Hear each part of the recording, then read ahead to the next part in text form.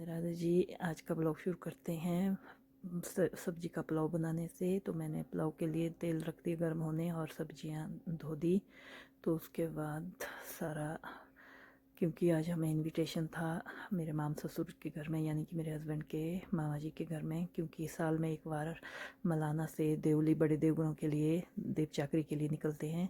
तो फिर दिन का मैंने कहा चलो आज पुलाव ही बनाते हैं, तो ये पुलाव बना के रेडी कर दिया। उसके बाद आनी थी मेरी ननदें, तो ये भी तंदूर वाले कमरे में लोग बैठ गए।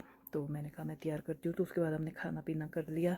तो फिर शाम को मैंने कहा दीदी को अब चलेंगे हम ऊपर मामा जी के घर, क्योंकि वहाँ टाइम पर जाना ज़रूरी होता है और अपना केसर वगैरह शेष वगैरह हमें टाइमली देना होता है। तो फिर हम आ गए जी। उसके बाद ये निकल पड़े, हम मामा जी के घर पहुँच गए। तो क्योंकि यहाँ से 5 मिनट का वॉकिंग डिस्टेंस है, तो वहाँ खाने की तैयारी हो रही थी। ये देवता की देवली, क्योंकि मलाना से मर्द औरतें इकट्ठा आते हैं। तो फिर हमने अपना शेष वगैरह दे दिया देवता जी को, तो शेष भी ले लिया और केसर भी दे दिया। तो हम थोड़ी देर टहलते रहे कि खाना कब जैसे तैयार होकर पहले देवली खाएंगे तो तब हम खाएंगे। तो हम फिर बाहर का व्यू देखते रहे। ये सबसे पहले देवलुओं की गेट बैठी, यानी कि मलाना के लोग सबसे पहले खाते हैं। उसके बाद फिर हम खाने के लिए बैठते हैं। तो फिर हम अंदर बैठकर काफ़ी बातचीत करते रहे सबके साथ घुल मिल के।